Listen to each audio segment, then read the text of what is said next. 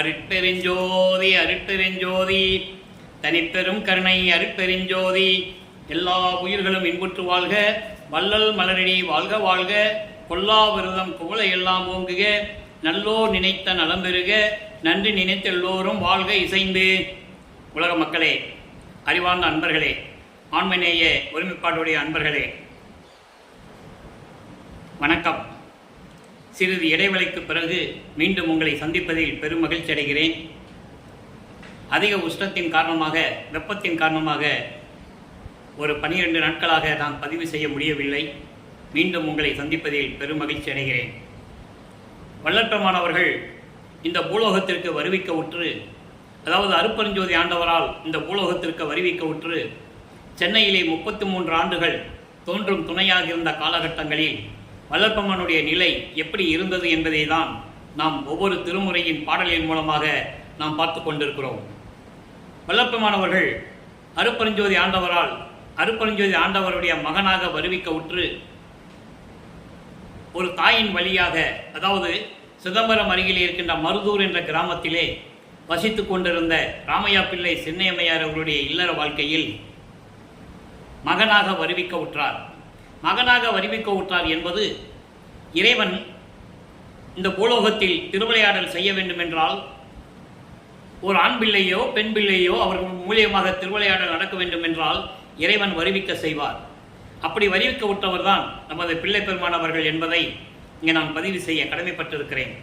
காரணம், இந்த பிரபஞ்சம் தோன்றிய காலத்திலிருந்தே 4 யுகங்களிலுமே, கிரேத யுகம், திரேத யுகம், துவார யுகம், கலியுகம், இந்த 4 யுகங்களிலுமே சமயங்களும் மதங்களும் மார்க்கங்களும் தோன்றி மக்களை வேறுபடுத்தி, அதாவது பிரிவினை செய்து அவர்கள் கருத்துக்கு ஏற்றபடி அவர்களுடைய கர்த்தாக்களை, அவர்கள் விரும்பிய கடவுளர்களை உருவகப்படுத்தி அதற்கு ஏற்றபடி ஆலயங்களை அமைத்து வழிபாட்டு முறைகளை அமைத்து மக்களை வழிபட செய்து விட்டார்கள். ஒவ்வொரு யுகத்திற்கும் ஆயுள் காலம் உண்டு. கிரேத யுகத்திற்கு 17,28,000 வருடங்களும், திரேத யுகத்திற்கு 12,96,000 வருடங்களும், துவார யுகத்திற்கு 8,64,000 வருடங்களும், கலியுகத்திற்கு 5,000 வருடங்களும். இந்த நிலைகள், அந்த நிலைகளெல்லாம் முடிந்த பிறகு ஒவ்வொரு அந்த ஆயுள் காலம் முடிந்தவுடனே, அந்த காலங்கள் முடிந்தவுடனே அந்த யுகம் அழிந்துவிடும். அந்த யுகத்தில் தோன்றிய சமயங்கள், மதங்கள், மார்க்கங்களும் அழிந்துவிடும். எல்லாமே அழிந்துவிடும். அப்போ அதன் பிறகு வந்தவர்கள் அதையே நிலைநிறுத்தி, இதெல்லாம் சமயங்களும் மதங்களும் மார்க்கங்களும் இன்னும் வாழ்ந்து கொண்டிருக்கின்றன என்ற நிலையை மக்களிடம் உருவாக்கி, ஒரு மாயை தோற்றத்தை உருவாக்கி, அதை மக்களை எல்லாம் அதை சிக்க வைத்து, அந்த மாயைகளிலும் மயக்கங்களிலும் சிக்க வைத்து மக்களை வேறுபடுத்திக் கொண்டிருந்தார்கள். இந்த காலகட்டங்களில் இந்த பிரபஞ்சத்தின் உண்மையை உலக மக்களிடம் சொல்ல வேண்டும் என்பதற்காகவும், இந்த சமயங்களும் மதங்களும் மார்க்கங்களும் அழிந்து விட்டது என்ற நிலையை உலக மக்களுக்கு தெரியப்படுத்த வேண்டும். இறைவனால் உருவாக்கப்பட்ட, அதாவது அருட்பெருஞ்சோதி ஆண்டவரால் உருவாக்கப்பட்ட சுத்த சன்மார்க்கம்தான் நிலையானது என்ற நிலையை உலக மக்களுக்கு தெரியப்படுத்த வேண்டும் என்பதற்காகவே ஒரு தாயின் வழியாக வருவிக்க உற்றார். அப்படி வருவிக்க உற்றவர் தான் நமது பிள்ளை பெருமானவர்கள். தனது மகனுக்கு செல்வப்பிள்ளை என்று பெயரிட்டு அருட்பெருஞ்சோதி ஆண்டவர் ஒரு தாயின் கருவறையிலே இருக்க வைத்து அதன் பிறகு இந்த பூலோகத்திற்கு வருவிக்க செய்தார் என்பதை நாம் ஏற்கனவே பாடலின் மூலமாக பார்த்துவிட்டோம். ஒரு தாயின் கருவறையிலே இருக்கும்போது அங்கே எப்படியெல்லாம் இறைவனுடைய திருவிளையாடல் நடந்தது என்பதையும், அங்கே இறைவன் அருட்பெருஞ்சாண்டவர் தன் மகனுக்கு அருளமுதம் ஊட்டியதையும், வெளிச்சம் காட்டியதையும், ஒளி காட்டியதையும், தென்றல் காற்று வீசியதையும், கருவறையிலே எல்லாமே திருவிளையாடல் நடந்தது என்பதை நாம் பாடலின் மூலமாக பார்த்துவிட்டோம். அதன் பிறகு 5 மாத குழந்தையாக இருக்கும்போது சிதம்பரத்திலே சிதம்பர ரகசியத்தை தன் மகனுக்கு காட்டியது. சிதம்பர ரகசியம் என்பது, சிதம்பரம் என்பது ஊர் பெயர் அல்ல, அது இறைவன் அருட்பெருஞ்சோதி ஆண்டவருடைய பெயர், வெட்ட வெளி என்று பெயர். அப்படி தன் மகனுக்கு வெட்ட வெளியாக 5 மாத குழந்தையிலேயே தன் மகனுக்கு எப்படியெல்லாம் திருவிளையாடல் செய்து அருளை காட்டினார், தன்னுடைய சுயரூபத்தை காட்டினார் என்பதை பாடலின் மூலமாக நாம் ஏற்கனவே பார்த்துவிட்டோம். நான் ஏற்கனவே கூறியது போல அன்பர்களே, இங்கு பேசக்கூடிய கருத்துக்கள், விளக்கங்கள் எல்லாமே கற்பனை அல்ல, கதை அல்ல. இறைவனால் உருவாக்கப்பட்ட திருவருட்பாவின் பாடலின் மூலமாக அந்த விளக்கங்களை நாம் பார்த்து கொண்டிருக்கிறோம். காரணம் 203 ஆண்டுகளாக வல்லற்பமானவர்கள் வருவிக்க உற்று 203 ஆண்டுகளாகியும் அவருடைய உண்மை நிலையை, அவர் இறைவனுடைய மகன் என்ற நிலையையும், இறைவனால் தான் திருவிளையாடல் நடந்தது என்ற நிலையையும் உலக மக்களுக்கு யாரும் எடுத்து சொல்லவில்லை. இறைவனுடைய தயவால், இறைவனுடைய கட்டளையினால், அவருடைய கருணையினால் இந்த வள்ளலார் ஊழியன் அவருடைய விளக்கங்களை பெற்று நான் உங்களிடம் சொல்லிக் கொண்டிருக்கிறேன். ஆக வல்லற்பெருமான் வருவிக்க உற்ற பிறகு, சிதம்பரத்திலே தன் மகனுக்கு சிதம்பர ரகசியத்தை காட்டிய பிறகு, சிறிது காலம் கழித்து ராமையா பிள்ளை அவர்கள் இறந்தவுடனே சின்னம்மையா அவர்கள் ஏற்கனவே அவர்களுக்கு பிறந்த குழந்தைகள் 4 பேர் உண்டு. 2 ஆண் பிள்ளைகள், 2 பெண் பிள்ளைகள். அவர்கள் பிறந்தவர்கள். நமது பிள்ளை பெருமான் அவர்கள் வருவிக்க உற்றவர் இறைவனால். ஆக 5 குழந்தைகளையும் அழைத்து கொண்டு பொன்னேரி அருகில் இருக்கின்ற சின்னக்காவனம் என்ற கிராமத்திற்கு செல்லுகிறார்கள். அந்த கிராமம்தான், சின்னக்காவனம் என்ற கிராமம்தான் அந்த அம்மையார், சின்னம்மையார் பிறந்த ஊர். சில காரணங்களால் அங்கே இருக்க முடியவில்லை. சென்னையிலே வந்து குடியேறுகிறார்கள். நமது குழந்தை இறைவன் வளர்ந்து கொண்டிருக்கிறார். சென்னையிலே ஏழுகணர் பகுதியில் இருக்கின்ற வீராசாமி தெருவிலே இருக்கிறார்கள். இப்போ அந்த இடத்துக்கு பெயர் வள்ளலார் நகர் என்று பெயர். அப்போது நமது குழந்தை பெருமான்கள் வளர்ந்து கொண்டிருக்கிறார்கள். 1/1/1823 ஆண்டு தொடங்கிய திருவிளையாடல் 30/1/1874 இரவு 12 மணி வரையிலும் இறைவனுடைய திருவிளையாடல் நடந்து கொண்டிருக்கிறது. இந்த 51 ஆண்டு திருவிளையாடல்களை 8 ஆண்டுகளாக பிரித்து தன் மகனுக்கு எப்படியெல்லாம் அருளை கொடுத்தார் என்பதை தான் திருவெட்பாவின் பாடல் மூலமாக நாம் பார்த்து கொண்டிருக்கிறோம். அந்த வகையிலே வல்லற்பமானவர்கள் முதல் 8 என்பது வருவிக்க உற்ற ஆண்டிலிருந்து 8 ஆண்டுகள் வரை, அதாவது 1823 ஆண்டிலிருந்து 1831 ஆண்டுகள் வரை நமது பிள்ளை பெருமாளுடைய நிலை எப்படி இருந்தது என்பதை ஒன்றாந்தர முறையிலிருந்தே நாம் பார்த்து கொண்டிருக்கிறோம். ஆக முதல் 8 வல்லற்பமானவர்களை ஒரு பள்ளியிலே போய் சேர்க்கிறார்கள் கல்வி கற்பதற்காக. அங்கே படிக்க முடியவில்லை என்று வந்துகிறார். ஏன் படிக்க முடியவில்லை, வந்துவிட்டார் என்பதை இறைவனுடைய திருவிளையாடல் தான் என்று பாடலின் மூலமாக நாம் பார்த்துவிட்டோம். ஆக அவர் படிக்க முடியவில்லை அங்கே. காரணம், அருப்பெருஞ்சோதி ஆண்டவர் தன் மகன் இந்த உலகியலிலே எந்த ஆசிரியரிடமும் கல்வி கற்கக்கூடாது. 1. இரண்டாவதாக, தனது மகன் யாரையும் குருவாக ஏற்றுக்கொள்ளக்கூடாது. 3. தனது மகன் காவி உடை அணியக்கூடாது. ஏன் இதை கூறுகிறேன் என்றால், இன்று அது முக்கியமான ஒரு காலகட்டத்தில் விளக்கத்தை சொல்ல வேண்டிய காலகட்டத்தில் இருக்கிறோம். காவி உடை என்பது ஒரு சமயத்தை சார்ந்த உடை என்பதை ஏற்கனவே உங்களுக்கு தெரியும். ஒவ்வொரு சமயத்திற்கும் காவி உடை என்பது சிவனடியார்கள், சைவ சமயத்தை சேர்ந்தவர்கள் அணிவது என்ற நிலை உங்களுக்கு தெரியும்.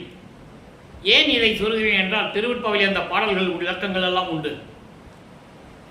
ஏன்னா சுத்த சன்மார்க்கம் என்று வரும்போது சமயங்களையும் மதங்களையும் மார்க்கங்களையும் சாராமல் இருக்க வேண்டும். சமயங்களையும் மதங்களையும் மார்க்கங்களையும் கடந்த மார்க்கம் சுத்த சன்மார்க்கம், இறைவனால் உருவாக்கப்பட்ட மார்க்கம். மீதி சமயங்கள், மதங்கள், மார்க்கங்கள் எல்லாம் இந்த பிரபஞ்சத்தில் தோன்றிய தலைவர்கள், அந்தந்த சமயங்களுடைய தலைவர்களால் உருவாக்கப்பட்டது. சைவ சமயத்தின் தலைவனாகிய சிவபெருமான் மக்கள் அதன் பிறகு வந்தவர்கள் உருவாக்கி விட்டார்கள். சிவபெருமான் சைவ சமயத்தை சேர்ந்தவன், திருமால் வைஷ்ணவ சமயத்தை சேர்ந்தவன், கௌபாரம் முருகன் கௌபாரம் சமயத்தை சேர்ந்தவன். இப்படி காணாபத்தியம் விநாயகன், சௌரம் சூரியன், சாதகம் அம்மை, இப்படி பல சமயங்கள் உண்டு, மார்க்கங்களும் உண்டு. கிரேத யுகத்திலே தோன்றிய அதாவது கலங்க மார்க்கம், திரேத யுகத்தில் தோன்றிய திராவக மார்க்கம், துவார யுகத்தில் தோன்றிய நவநீத மார்க்கம், கலியுகத்தில் தோன்றிய பஸ்ம மார்க்கம். இந்த மார்க்கங்கள் எல்லாம் அழிந்து விட்டது. யுகங்கள் முடிந்தது, அந்த தலைவர்கள் மடிந்தார்கள், மார்க்கங்களும் முடிந்து விட்டது, சமயங்களும் முடிந்து விட்டது, மதங்களும் முடிந்து விட்டது. ஆக இந்த நிலையில் இருக்கும்போது பள்ளியிலே சேர்க்கிறார்கள். நமது குழந்தை இறைவன் படிக்க முடியாதுன்னு வந்துட்டாரு. அப்போ வீட்டில் எவ்வளவு பிரச்சனைகள் இருக்குது என்று நமக்கு தெரியும். அந்த விளக்கங்களை எல்லாம் நாம் பாடலின் மூலமாக தெளிவாக பார்த்து விட்டோம். 9வது ஆண்டு பிறக்கிறது. நமது குழந்தை இறைவனுக்கு 9 ஆண்டுகள், அதாவது இந்த பூலோகத்திற்கு வருவிக்க உற்று 9வது ஆண்டில், அதாவது 2வது எட்டில் 1832 ஆண்டு, நல்லா கவனிச்சுக்கணும் நீங்க. 1832 ஆண்டு அதில் இருந்து 1840 ஆண்டுகள் வரை இந்த 8 ஆண்டுகளில் இறைவனுடைய திருவிளையாடல் எப்படி நடந்தது என்ற நிலையை 2ஆம் திருமுறையிலிருந்து பார்க்கிறோம். ஆக 1ஆம் திருமுறையிலே 9வது ஆண்டில் இறைவன் வந்து ஆட்கொண்ட பிறகு இறைவனுடைய மகன் என்று அவருக்கு தெரியும். அருட்பெருஞ்சோதி ஆண்டவர் தன் மகன் முன் தோன்றி எழுந்தருளி, மகனே, நீ என்னால் வருவிக்க உற்றவன், உன்னால் சில காரியங்கள் எல்லாம் இந்த பூலோகத்தில் நடக்க வேண்டியது இருக்கிறது. அதனுடைய விளக்கங்கள் எல்லாம் உனக்கு பின்னால் நான் கூறி அருள் செய்வேன்.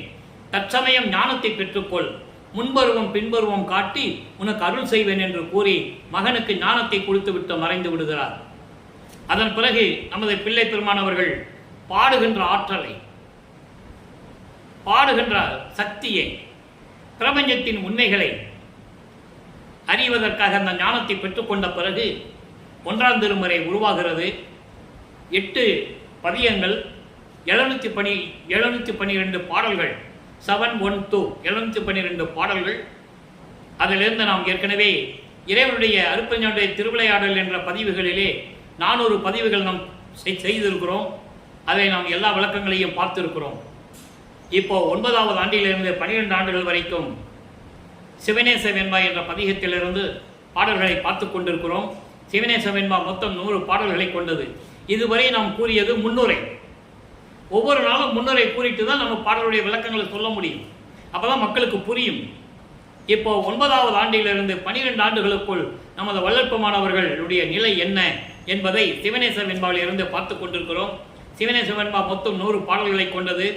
இதுவரை 65 பாடலுடைய விளக்கங்களை பார்த்திருக்கிறோம். இன்று 66வது பாடல். பாடலை நல்லா கவனிங்க. பாடல் உங்களுக்கு புரியாட்ட கூட இறைவன் கொடுத்த விளக்கம் மிகவும் எளிமையானது. என் ஆருயிருக்கு உயிராம் எம்பெருமான். நல்லா கவனிக்கணும். இப்போ வள்ளற்பமானவர்கள் சைவ சமயத்தில் இருக்கிறார். சைவ குலத்திலிருந்து வருவிக்க விட்டதனால் சைவ சமயத்தின் தலைவனாகிய சிவபெருமான் தான் இறைவன் என்று ஏற்றுக்கொண்டு சிவபெருமானை வழிபட்டு கொண்டிருக்கிறார். நீங்கள் நல்லா கவனிச்சுட்டு வரணும். அதுக்கப்புறம் இதெல்லாம் தேவையில்லைன்னு சொல்லுவார். நமச்சிவாயா, சிவாய நம, ஓம் சிவாய என்ற மந்திரங்களை சொல்லி சரிய கிரிய யோகம் என்ற 12 நிலைகளில் இருந்து கொண்டு சிவபெருமானை வழிபட்டு கொண்டிருக்கிறார். அப்போ உருவானதுதான் 1ஆம் திருமுறை. என் ஆருயிருக்கு உயிராம் எம்பெருமான் நின் பதத்தை உண்ணார், நின் பதத்தை உண்ணார் உயிருக்கு உறுதி உண்டோதான். பொன்னகத்தாருக்கும் சதுமுகருக்கும் தானத்தவருக்கும் மற்ற யாருக்கும் புகழ் உன் அருள். இது பாடல். அதாவது சிவபெருமானை பற்றி கூறுகிறார். சிவபெருமானே, என் ஆருயிருக்கு உயிரான இறைவனே, உன்னுடைய திருவடியை வணங்காதவர்களுக்கு உயிருக்கு உத்தரவாதம் உண்டோ?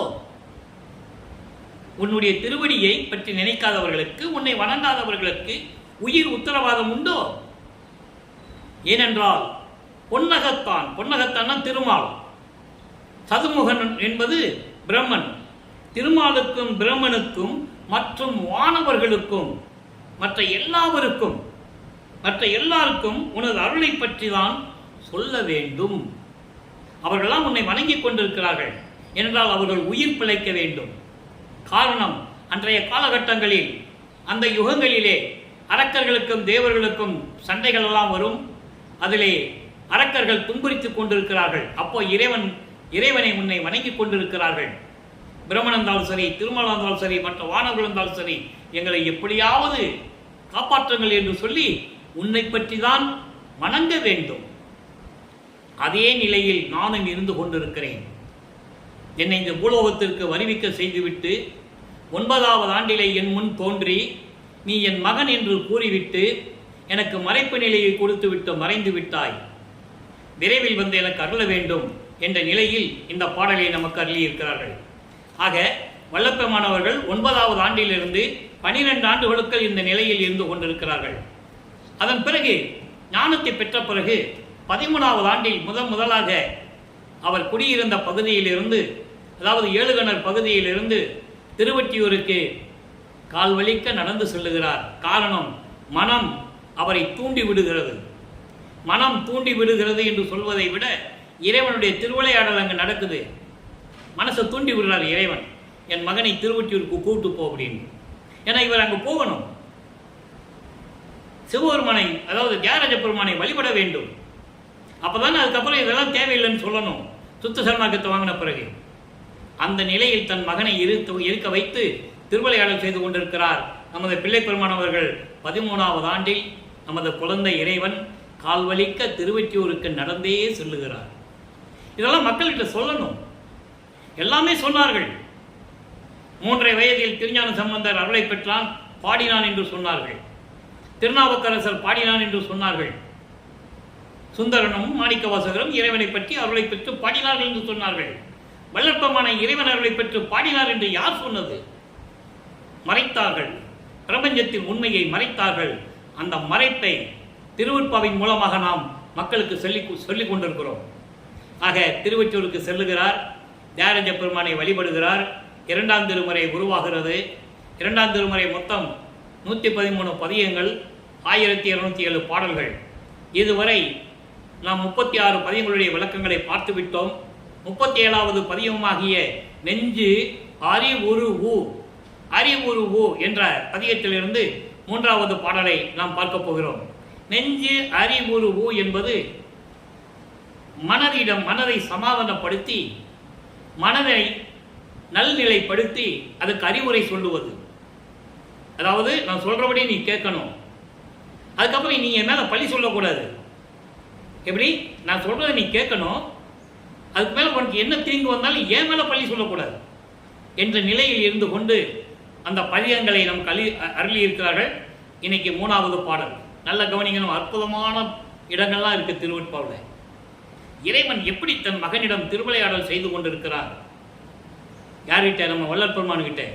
நான் அவரை பிள்ளை பெருமான் என்று கூறுவதுண்டு கூடுமான அளவுக்கு. ஏன்னா அருப்பஞ்சாண்டவர் தன் மகனுக்கு வைத்த பெயர் செல்வப்பிள்ளை. வள்ளலார் என்பது திரு அருட்பிரகாச வள்ளலார் என்பது பிற்காலத்தில் மக்களால் அழைக்கப்பட்டவர். உலகியலிலே ராமையா பிள்ளையும் சின்னையம்மையார் அவர்களும் அவருக்கு ராமலிங்கம் என்று பெயர் வைத்தார்கள். அது ஒரு தனி விளக்கம். ஆக இப்படி வெள்ளம் இருக்கும்போது இந்த பாடலை பாருங்க, அதுக்கப்புறம் விளக்கம். ஆட்டுகின்றதற்காக அம்பலத்துள் ஆடுகின்ற சேவடி மலர் நினையாய் மனதிடம் சொல்லுகிறார். மனமே, நான் சொல்றதை கேளு, ஏன் மேல அதுக்கப்புறம் நீ பழி சொல்லக்கூடாது என்ற நிலையில் இருந்து கொண்டு இந்த பாடல். ஆட்டுகின்றதற்காக அம்பலத்துள் ஆடுகின்ற சேவடி மலர் நினையாய் வாட்டுகின்றனை வல்வினை மனனே வாழ்ந்து நீ சுகமாய் இருகண்டாய் கூட்டுகின்ற நம் பரசிவன் மகிழ்வில் குலவும் ஒற்றையூர் கோயில் சூழ்ந்து இன்பம் ஈட்டுகின்றதற்கு ஏகுகின்றேன் உனக்கும் இயம்பினேன் பழியில்லை என் மீதே. மனதிடம் சொல்லுகிறார், மனமே நான் சொல்றதை கேளு. அதாவது இந்த உலகத்தை, இந்த பிரபஞ்சத்தை இயக்குவதற்காகவே அம்பலத்திலே இருந்து கொண்டு அருள்நடனம் செய்து கொண்டு திருவிளையாடல் செய்து கொண்டிருக்கின்ற இறைவனுடைய திருவடிகளை நீ நினைக்க மாட்டாய். நீ நினைக்கவில்லை. இறைவனுடைய திருவடிகளை நீ நினைக்கவில்லை. எப்படிப்பட்ட திருவடிகள்? பிரபஞ்சத்தை இயக்கிக் கொண்டிருக்கிறார் அம்பலத்திலே இருந்து கொண்டு. வாட்டுகின்றனை வல்வினை மனனே வாழ்ந்து நீ சுகமாய் இருகண்டாய். அதாவது வல்வினையால் துன்பப்பட்டு கொண்டிருக்கிறாய் மனமே, நீ வல்வினைகள் சூழ்ந்து கர்ம வினைகள், ஊழ்வினைகள், சஞ்சீதம், பிராரத்தம், அகாமியம் போன்ற ஊழ்வினைகளெல்லாம் சேர்த்து கொண்டு நீ துன்பப்பட்டு கொண்டிருக்கிறாய். நான் சொல்லுவதை கேள், என்னுடன் வா, நீ நல்லா வாழ்வாய், சுகமாக இருப்பாய் என்று சொல்லி மனதிடம் சொல்லுகிறார். அடுத்து பாருங்க, கூட்டுகின்ற நம் பரசிவன் மகிழ்வில் குலவும் ஒற்றையூர் கோயிலுக்கு சூழ்ந்து. அதாவது நமது பரசிவன் என்பது பரமசிவன் சிவபெருமான். திருவொற்றியூரில் இருக்கிறதுனால அவர் பேர் தியாகராஜ பெருமான். திருமுல்லவாயில் இருக்கிற பேர் மாசிலாமணி. திருவள்ளித்தாயில் இருக்கிற பேர் கந்தன் சொல்வார். அங்கெல்லாம் போயிட்டு தான் வருவார். அருள் கிடைக்காது அவருக்கு. அந்த நிலையில் இருக்கும்போது பரமசிவன் இருக்கின்ற திருவொற்றியூரிலே மகிழ்ந்து பக்தர்களுக்கெல்லாம் அருளை கொடுத்து கொண்டிருக்கின்ற, உலக மக்களை காத்து கொண்டிருக்கின்ற திருவொற்றியூர் கோயிலுக்கு சென்று நாம் சுகமாக இருப்பதற்காக இறைவனை வேண்ட செல்லுகின்றேன், ஏகின்றேன். நாங்கள் போயிட்டு இருக்கேன், திருவொற்றியூருக்கு போயிட்டு இருக்கேன். உனக்கு சொன்னேன் நான், நீ என் கூட வா, நீ மறுப்பு சொல்லி நீ என் கூட வரலைன்னா என் மேல நீ பழி சொல்லாத என்று சொல்லி இந்த பாடலை நமக்கு அருளி இருக்கிறார்கள். காரணம், மனம், சித்தம், புத்தி, அகங்காரம், இந்த அந்த கரணங்களை அடக்க வேண்டும். மனம் ஒரு நிலையில் இருப்பதில்லை, மனதை ஒருநிலைப்படுத்த வேண்டும் என்ற நோக்கில் அந்த காலகட்டங்களில் சமயங்களும் மதங்களும் மார்க்கங்களும் சூழ்ந்த காலகட்டங்களில் வல்லப்பமானவர்கள் இந்த பாடலை நமக்கு அருளி இருக்கிறார்கள். சரி, இப்போ 1832 ஆண்டுகளிலிருந்து 1840 ஆண்டுகள் வரை, அதாவது வரிவிக்கு ஓட்டுற ஆண்டிலிருந்து 16 ஆண்டுகள் நம்ம கணக்கெடுத்துக்கலாம். 1823 இருந்து அந்த 16 ஆண்டுகள் 1840 ஆண்டுகள் வரை அவர் எந்த நிலையில் இருந்தார் என்பதை நாம் தெளிவாக பார்த்து கொண்டிருக்கிறோம். திருவருட்பாவின் பாடல் மூலமாக கற்பனை இல்லை, கதை இல்லை, நிறைய விஷயங்கள் நம்ம பார்க்க வேண்டியிருக்கு. சிவபெருமான் இவரை பார்த்து திருவிளையா ஓடுறது, இந்த நிலைகள்லாம் நம்ம ஏற்கனவே அற்புதனுடைய திருவிளையாடலில் நம்ம பதிவு பண்ணியிருக்கோம். இன்னமும் காலகட்டங்களில் வரும்போது அந்தந்த காலத்துக்கு ஏற்றபடி நாம் அந்த விளக்கங்களை சொல்ல நம்ம கடமைப்பட்டு இருக்கிறோம். இப்போ சுத்த சன்மார்க்கத்தை பெற்ற பிறகு, அதாவது 33 ஆண்டுகள் சென்னையில் இருக்கிறார். அதன் பிறகு சுத்த சிவஞான வெளிக்கு செல்லுகிறார். அங்கே ஓராண்டு இருக்கிறார். எங்கே? அங்கே சுத்த சிவஞான வெளியிலே, திருச்சிற்றம்பலத்திலே. அப்போ சுத்த சன்மார்க்கத்தை தந்தையிடம் வாங்கின பிறகு மீண்டும் பூலோகத்திற்கு வந்து கருங்குழியிலே 9 ஆண்டுகள் இருந்து, அதன் பிறகு வடலூரிலே தர்மசாலையை நிறுவி அங்கே 4 ஆண்டுகள் இருந்து, அதன் பிறகு இறுதியாக 3 ஆண்டுகள் மேட்டுக்குப்பத்திலே சித்தி வளாகத்திலே இருக்கும்போது அவருடைய இறைவனுடைய திருவிளையாடல் பூர்த்தியாகிறது என்பதை நாம் பார்த்து கொண்டிருக்கிறோம். சரி, இப்போ மனதிடம் சொல்லிட்டாரு. இப்போ சுத்த சன்மார்க்கத்தை பெற்ற பிறகு நமச்சிவாயம், சிவாய நம, ஓம் சிவாய என்று சொல்ல மாட்டார். ஏனால் அருட்பெருஞ்சோதி ஆண்டவர் சமயங்களையும் மதங்களையும் மார்க்கங்களையும் கடந்து இருக்கிறவர். ஆதியும் மந்தமில்லா தோன்றிய சுயமாக தோன்றிய இறைவன். சாதியும் மதமும் சமயமும் காணா ஆதி அனாதயாம் அருட்பெருஞ்சோதி. அருட்பெருஞ்சோதி அகவலிலே இந்த பாடல் உண்டு. சாதியும் மதமும் சமயமும் பொய் என ஆதியில் உணர்த்திய அருட்பெருஞ்சோதி. அந்த காலத்திலேயே பிரபஞ்சம் தோற்றுவித்த காலத்திலே அவர் சொல்லிட்டார். ஆனால் அதை யாரும் செயல்படுத்தவில்லை. அதை செயல்படுத்துவதற்காகத்தான் தனது மகனை, தன் அருளால் பெற்றெடுத்த ஒரு ஆண்மகனை ஒரு தாயின் கருவறையிலே இருக்க வைத்து இந்த பூலோகத்திற்கு வருவிக்க செய்து 33 ஆண்டுகள் சமயங்களையும் மதங்களையும் மார்க்கங்களையும் பின்பற்ற செய்து, அதன் பிறகு தன் மகனாலேயே இதெல்லாம் பொய் என்று சொல்ல வைத்து சுத்த சன்மார்க்கத்தை கொடுத்த பிறகு நமது பிள்ளைப்பெருமானுடைய நிலை என்ன என்பதை 6ஆம் திருமுறையிலிருந்து ஆடேடி பந்து என்ற பதிகத்திலிருந்து 3வது பாடல், 2ஆம் திருமுறையிலே 37வது பதிகத்தில் இருக்கின்ற 3வது பாடலுக்கும் 6ஆம் திருமுறையிலே 116வது பதிகத்தில் இருக்கின்ற ஆடேடி பந்து என்ற பதிகத்தில் இருக்கின்ற 3வது பாடலுக்கும் நீங்க வித்தியாசத்தை பார்க்கணும். அங்க மனைவியிடம் சொல்லுகிறார், இங்க தோழியிடம் சொல்லுவது போல இந்த பாடல் தனது மனதை தோழியாக எடுத்துக்காட்டாக கூறி உவமைப்படுத்தி தோழியாக பாவித்து தோழியிடம் சொல்லுவது போல இந்த பாடல். தோழி என்பது 2 தோழிகள் விளையாடும் போது, பந்து விளையாடும் போது 2 தோழிகள் பந்து விளையாடுகிறார்கள். அந்த பந்து விளையாடும் போது இவருடைய நிலையை எப்படி தோழியிடம் சொல்லுவது போல, மனதிடம் சொல்லுவது போல உலக மக்களுக்கு எப்படி சொல்லுகிறார்? நல்ல கவனிங்க. இன்பாலே உலகத்தார் எல்லாரும் காண. அற்புதமான பாடல்கள். இந்த பிரபஞ்சத்தின் உண்மையை இவ்வளவு விளக்கமாக உலக மக்களுக்கு யாரும் இதுவரை சொன்னதில்லை. தான் இறைவனிடம் பெற்ற அருளை எப்படி கூறுகிறார்? நல்ல கவனிங்க. சமயங்களையும் மதங்களையும் மார்க்கங்களையும் கடந்து இருந்தவர்கள், அதிலே ஊறி இருந்தவர்கள், ரிஷிகளும் முனிவர்களும் தவம் இருப்பார்கள். அது சமயங்களை சார்ந்தது, மதங்களை சார்ந்தது, மார்க்கங்களை சார்ந்தது. வருஷக்கணக்கில் இருப்பாங்க. எத்தனையோ ஆண்டுகள்லாம் இருந்திருக்காங்க. கடலுக்கு அடியில, மண்ணுக்கு அடியில, பூமிக்கு அடியில, மரத்துக்கு அடியில உட்கார்ந்து உடம்பெல்லாம் புத்து வர்ற மாதிரி அதெல்லாம் இருந்திருக்காங்க. அது சுத்த சன்மார்க்கத்திற்கு தேவையில்லை என்ற நிலையை இப்ப நீங்க பார்க்க போறீங்க. இன்பாலே உலகத்தார் எல்லாரும் காண இரவா பெருவரம் யான் பெற்றுக்கொண்டேன். 33 ஆண்டுகள் வரைக்கும் சமயங்களிலும் மதங்களிலும் மார்க்கங்களிலும் போது அவர் எந்த விதமான அருளையும் பெற முடியவில்லை. சுத்த சன்மார்க்கத்தை பெற்றபோது சொல்லுகிறார், உலக மக்களே, நான் மகிழ்ச்சியோடு பேரின்பத்தோடு எல்லாரும் காணும்படி இந்த விண்ணுலகமும் மண்ணுலகமும் இங்கே பூலோகத்தில் இருக்கின்ற முனிவர்களும் ரிஷிகளும் சரி, விண்ணுலகத்தில் இருக்கின்ற பதத்தலைவர்களாகிய பிரம்மன், திருமால், ருத்திரன், மகேஸ்வரன், சதாசிவம், இந்திரன் போன்றவர்களும் சக்திகளும் சத்தர்களும் எல்லாரும் காணும்படி நான் இரவாத வரம் நான் பெற்றுக்கொண்டேன். இரவாத வரம் எப்படி பெற்றுக்கொண்டார்? சுத்த சன்மார்க்கத்தில் இருந்ததனால். இதெல்லாம் திருவிளையாடல், இறைவனுடைய திருவிளையாடல் என்பதை நீங்கள் புரிந்து கொள்ள வேண்டும். ஆக உலக மக்களுக்கு சொல்றாரு, நீங்கள் சுத்த சன்மார்க்கத்தில் இருந்தால் நீங்களும் இரவாத வரத்தை பெற்றுக்கொள்ளலாம், மரணமில்லா பெருவாழ்வில் வாழ்ந்திடலாம் கண்டி, புனைந்துரையேன் பொய்ப்புகளேன், சத்தியமே சொல்லுகின்றேன், கொற்றவையில் சிற்றவையில் புகுந்தருணம் இதுவே. ஞானசரியில 1வது பாடல்ல சொல்லுவார் அது. ஆக இரவர் பெற்றுக்கொண்டேன்னு சொல்லிட்டாரா?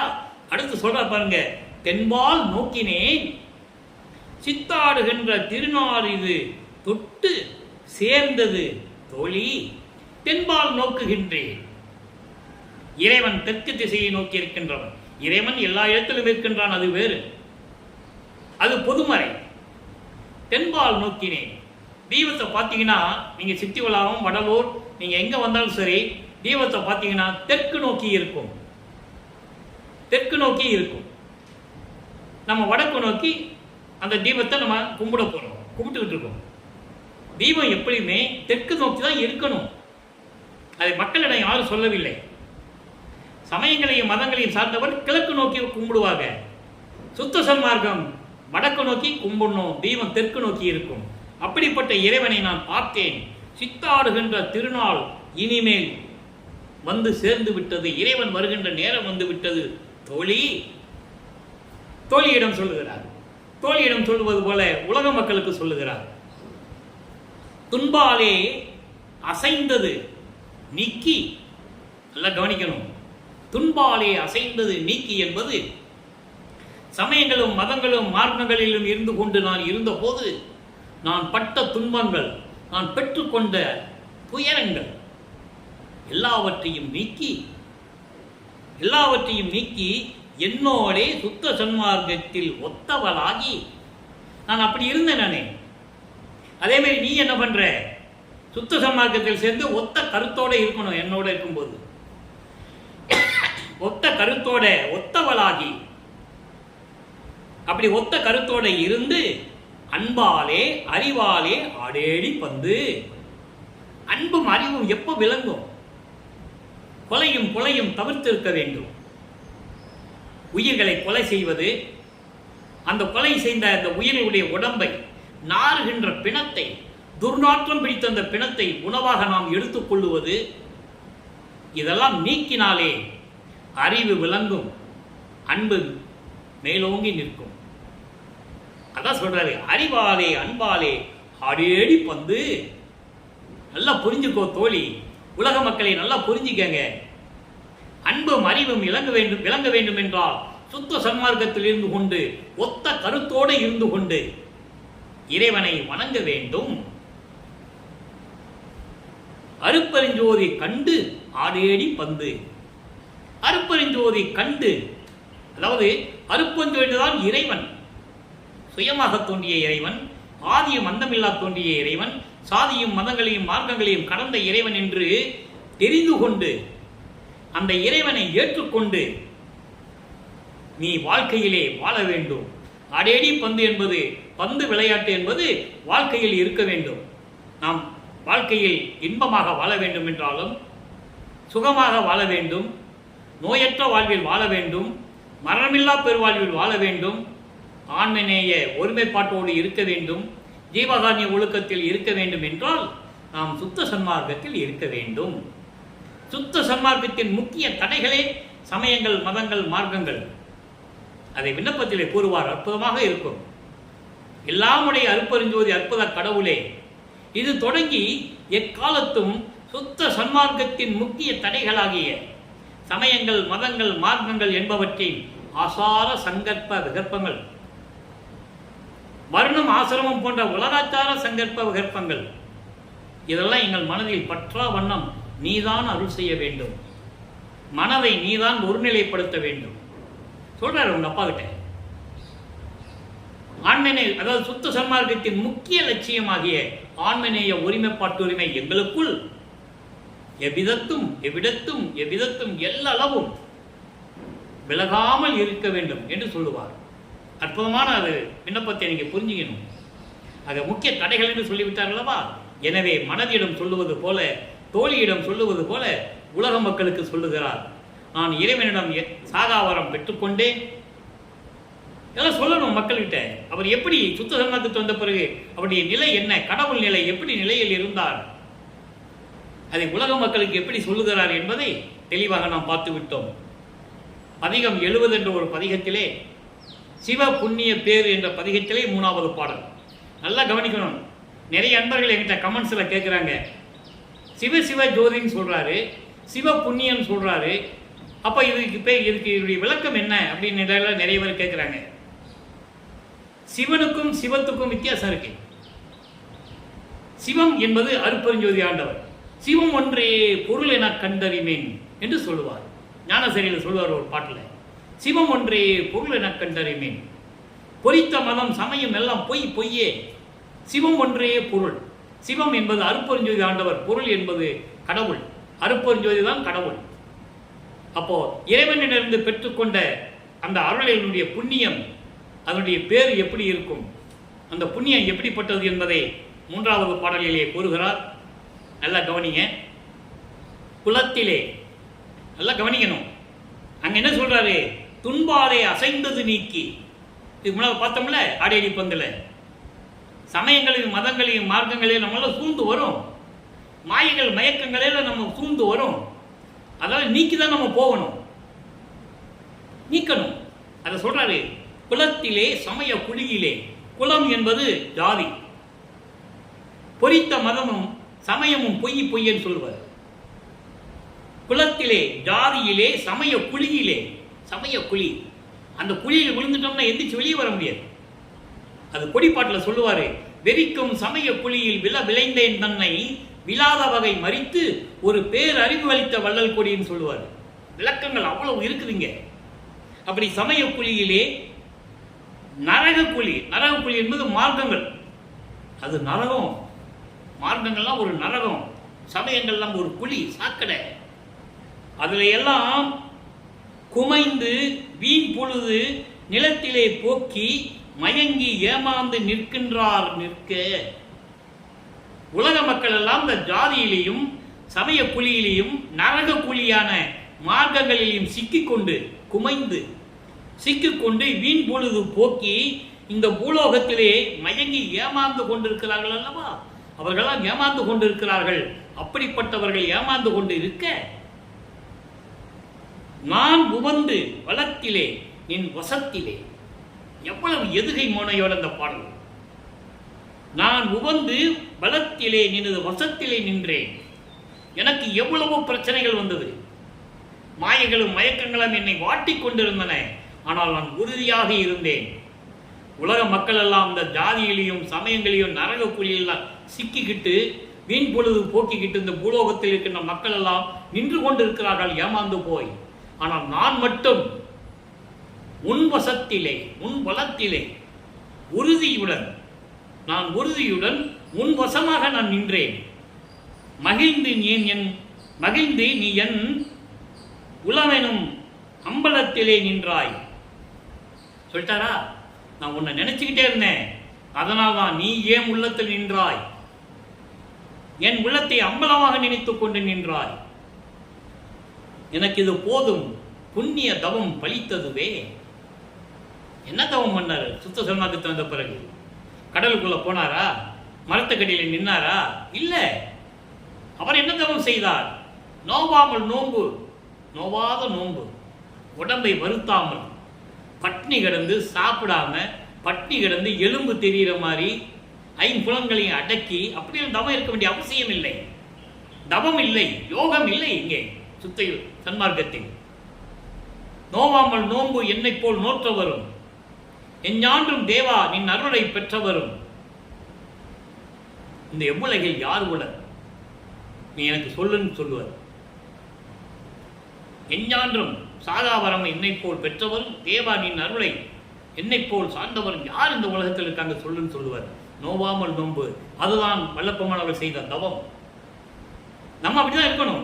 தீபத்து முன்னால் உட்காந்துக்கிட்டு மகாமந்திரத்தை சொல்லிக்கிட்டு அருப்பெருஞ்சோதி அருப்பெருஞ்சோதி தனிப்பெருங்கனை அருப்பெருஞ்ச மகாமந்திரத்தை சொல்லணும். ஆனால் அதுக்கு நம்ம செய்ய வேண்டிய கடமை என்ன? சுத்த சன்மார்க்கத்தில் இருக்கணும். சுத்த சன்மார்க்கம் என்பது என்ன? கொலையும் கொலையும் தவிர்த்திருக்க வேண்டும், சைவ நெறியில் இருக்க வேண்டும், இறைவன் ஒருவனே என்ற நிலையில் இருக்க வேண்டும். அந்த இறைவன் ஜோதி வடிவில் இருக்கின்றான் என்ற எண்ணத்தை நம் உள்ளத்திலே உறுதியோடு பதிய வைத்திருக்க வேண்டும். அதுதான் நோவாத நோன்பு. அப்படிப்பட்ட நிலையில் இருந்து கண் திறந்து ஜோதியை பார்த்து தந்தையிடம் பேசுவது போல நாம் பேச வேண்டும். என்னை படைத்து விட்டாய், எனக்கு ஏன் இவ்வளவு துன்பங்கள் என்று இறைவனிடம் கேளுங்கள், தந்தையிடம் கேளுங்கள். கொடுப்பதற்கு தயாராக இருக்கிறார். நீங்கள் என்ன கேட்கிறீர்களோ கொடுப்பதற்கு தயாராக இருக்கிறார். ஆனால் நாம் தான் தயாராக இல்லை என்ற நிலையை நீங்கள் புரிந்து கொள்ள வேண்டும். சைவ நெறியில் இருக்க வேண்டும், ஜீவகாரண்ய ஒழுக்கத்தில் இருக்க வேண்டும். ஜீவகாரண்ய ஒழுக்கமே கடவுளின் வழிபாடு என்று கூறினார். மோட்ச வீட்டின் திறவுகோல் என்று கூறினார். சுத்த சன்மார்க்க நெறியோடு ஜீவகாரண்ய ஒழுக்கம் செய்ய வேண்டும். ஆக அப்படியெல்லாம் இருக்கும்போது எனக்கு இது போதும், நான் செய்த தவம், நான் போதும் பண்ணிய தவம் பலித்ததுவே. ஆக இறைவன் சுத்த சன்மார்க்கத்தில் இருக்கும்போது தன் தந்தையிடம் எப்படியெல்லாம் அருளை பெற்றுக் கொண்டார் என்ற நிலையை நீங்கள் புரிந்து கொள்ள வேண்டும். எதற்காக வருவிக்க உற்றார் வல்லற்பெருமான்? இறைவனுடைய மகனாக வருவிக்க உற்றார். அதற்கு ஒரு திருவிளையாடல், அவ்வளவுதான். ஒரு தாயின் கருவறையில் 10 மாசம் இருக்க வச்சு கொண்டு வராரு. அப்படி கொண்டு வந்தாதான் சமயங்களையும் மதங்களையும் மார்க்கங்களையும் சார்ந்து இருக்க வேண்டும். சொல்லியிருக்காருல்ல, நமச்சிவாய சிவாய நமன் சொல்லிட்டாரு. அதன் பிறகு இது பயனற்றது என்று சொல்லுகிறார். இது தேவையில்லை, நான் தெரியாமல் நான் சொல்லிவிட்டேன், என் தந்தை சொல்ல சொன்னார் சொன்னேன், இப்ப வேண்டாம் என்று சொல்லிவிட்டார், விட்டு விடுங்கள், கவலைப்படாதீர்கள், பயப்படாதீர்கள். அதனாலதான் ஜீவகாரண்ய ஒழுக்கத்தில் பயத்தை வச்சார். பசி, பிணி, தாகம், இச்சை, எளிமை, பயம், கொலை. பசியும் கொலையும் நீக்குவது பர ஜீவகாரண்யம். இதெல்லாம் அபரஜிகாரம் என்று கொள்ளுவார். நாம் ஏற்கனவே ஜீவகாரண்ய ஒழுக்கத்தில் பதிவு பண்ணியிருக்கோம். நீங்கள் நம்ம யூடியூப்ல போனால் நீங்கள் பார்த்துக்கலாம். 1500 வீடியோ இருக்கு. நீங்கள் திருவருட்பா பற்றி விளக்கம் தெரியணும்னா நீங்கள் என்ன நினைக்கிறீங்களோ நீங்கள் நம்ம இதில் நீங்கள் பார்த்துக்கலாம். எனவே அன்பர்களே, தினமும் இறைவனுடைய திருவிளையாடல்களையும் நமது பிள்ளை பெருமானவர்கள் ஏன் இந்த பூலோகத்திற்கு வருவிக்க உற்றார் என்பதையும், ஏன் சமயங்களில் இருந்தார், அதன் பிறகு ஏன் சுத்த சன்மார்க்கத்தில் இருக்கிறார் என்ற நிலையையும் நாம் விளக்கமாக பார்த்து கொண்டிருக்கிறோம். ஏனென்றால் எல்லாமே அழிந்து விட்டது. இப்போ சுத்த சன்மார்க்க காலத்தில் நாம் இருந்து கொண்டிருக்கிறோம். கலியுகம் முடிந்து விட்டது. இப்போ நாம் ஒளி யுகத்தில் முடிந்து கொண்டிருக்கிறோம். இதை சதுரயுகம் என்று கூறுவார் பிள்ளை பெருமானவர்கள். எனவே இந்த யுகத்திலே நிலையாக நின்று கொண்டிருப்பது சுத்த சன்மார்க்கம் ஒன்றுதான்.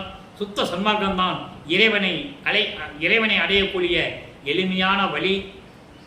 மறுபிறவி இல்லை. இந்த பிறவி துன்பத்தை அதாவது அவத்தை போக்குகின்ற ஒரு மார்க்கம் என்று கூறுவார். அவல நிலையை போக்குவது சுத்த சன்மார்க்கம். எனவே சுத்த சன்மார்க்கத்தில் இணைந்து தீபத்து முன்னால் அமர்ந்து கொண்டு அருப்பெருஞ்சோதி அருப்பெருஞ்சோதி தனிப்பெருங்கனை அருப்பெருஞ்சோதி மகாமந்திரத்தை கூறி இறைவனை வணங்கி எல்லா அருளையும் பெற்றுக்கொண்டு இந்த நீங்கள் வையகத்திலே வாழ்வாங்க வாழ வேண்டும், நோயற்ற வாழ்வில் நீங்கள் வாழ வேண்டும் என்று இறைவனுடைய தயவோடையும் கருணையோடையும் இந்த வள்ளலார் ஊழியன், இறைவனுடைய அருளை பெற்றவன் என்ற முறையில் இந்த வள்ளலார் ஊழியன் உங்களையெல்லாம் வணங்கி வாழ்த்தி விடைபெறுகிறேன். நன்றி, வணக்கம். அருட்பெருஞ்சோதி அருட்பெருஞ்சோதி தனிப்பெரும் கருணை அருட்பெருஞ்சோதி. நாளையும் பதிவுகள் வரும். கண்டு கழித்து இறைவனுடைய அருளை பெற்றுக்கொள்ளுங்கள்.